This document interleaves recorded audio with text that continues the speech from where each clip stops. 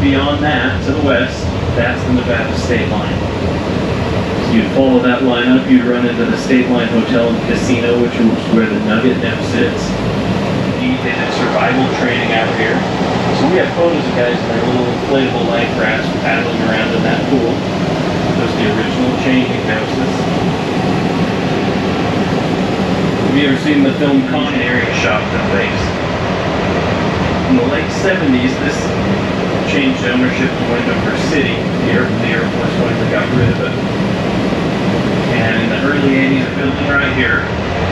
This is the casino terminal. So until COVID came along, we had a 737 airliner here every day, up to 150 passengers, coming from 70 locations around the country. Now it's just used on and off for various uses. We've got some folks in there now. Nice building, but we'd love for a flight program to come back. Running a lot of folks to Wendover Airport. Okay, we're going to take you on to the airfield.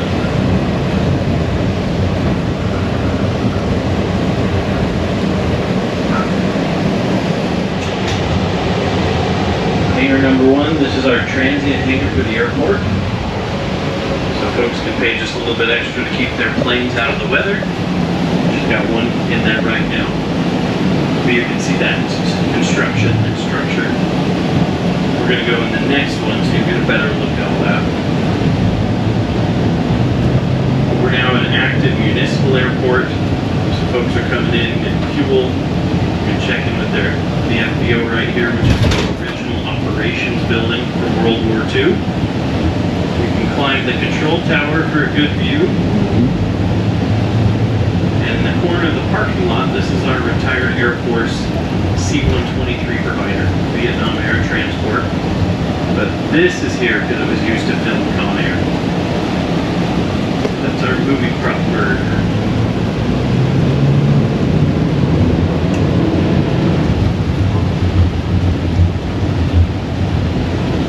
We're going to brave the raindrops and we're going to run into Hangar 2. They're getting close to flying it again, this great one.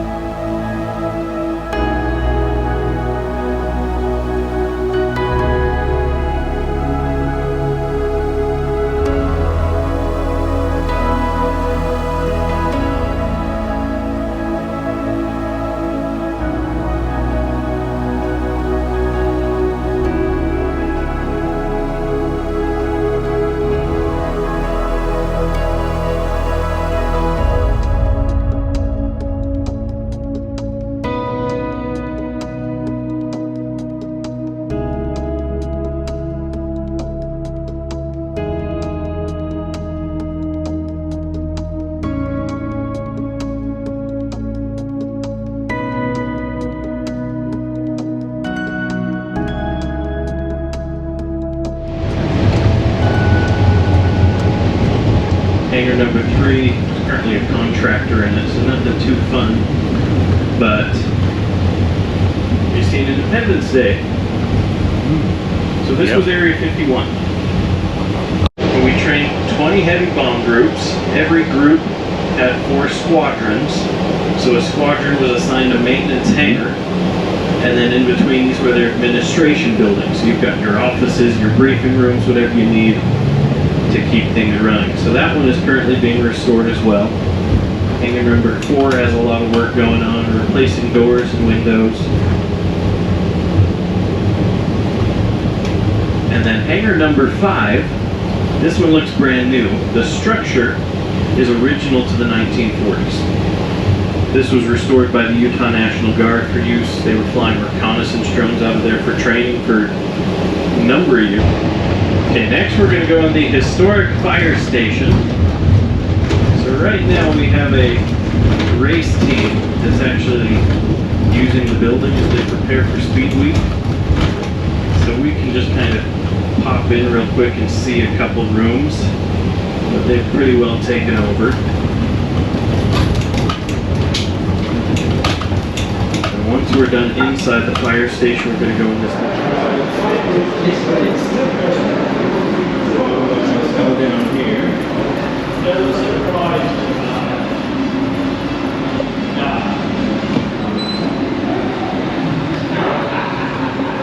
Took all our historical stuff in this room, so it's out of the way.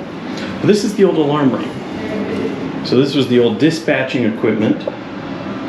So you used to have a firebox, that red one on the left, mounted to a telephone pole. Someone would go flip that lever, and that would transmit a code back to our ticker tape machine right here. You can see your holes, but what that box, that's box 235. So the way you'd see that coming out is 235 right there.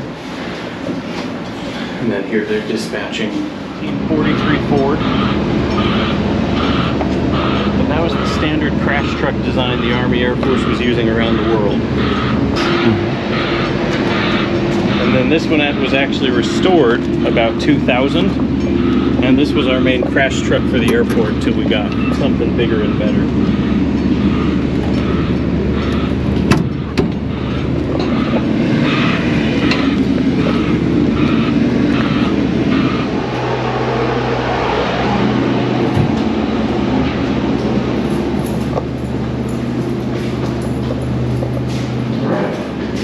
Are you familiar with the Norden bomb site at all? Well, here it is.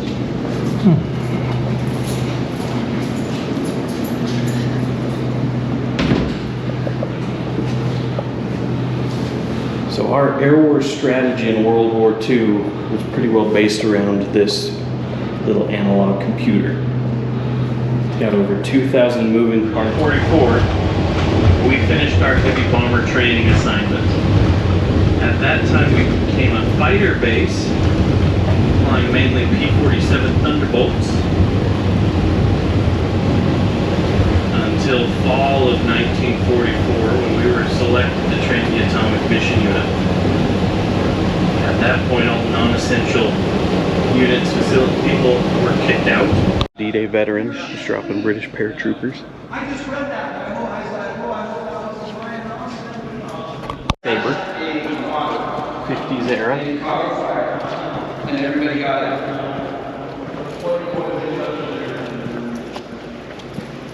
Son of a bitch, I just saw that Lucy go.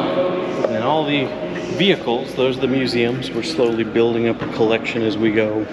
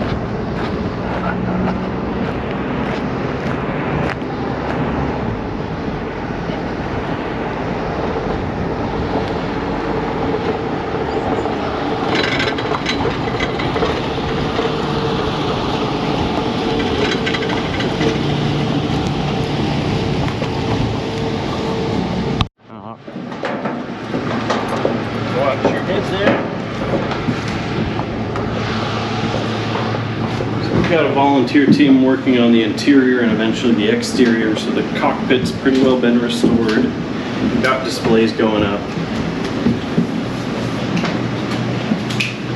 carried about 30,000 pounds, whatever fit through those cargo doors.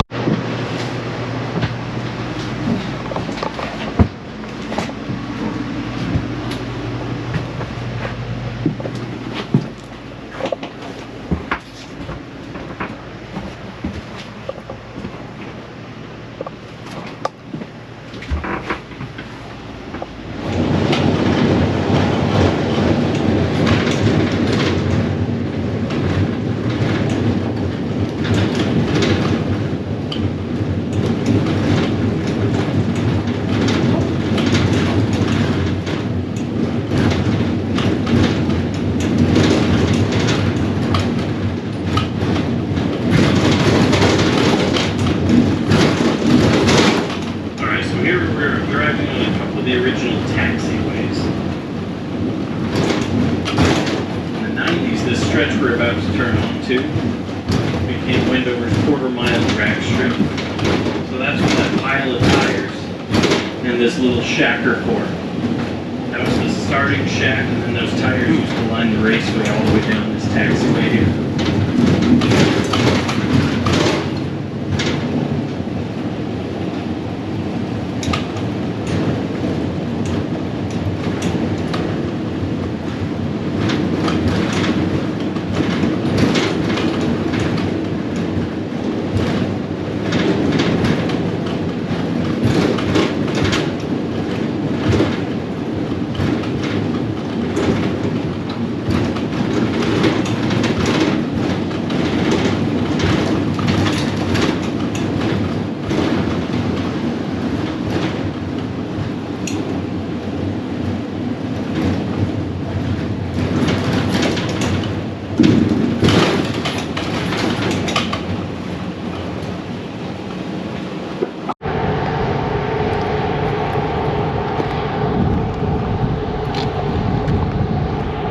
Here's one of our two original loading pits that has the modified cradle that would have accommodated a little boy bomb.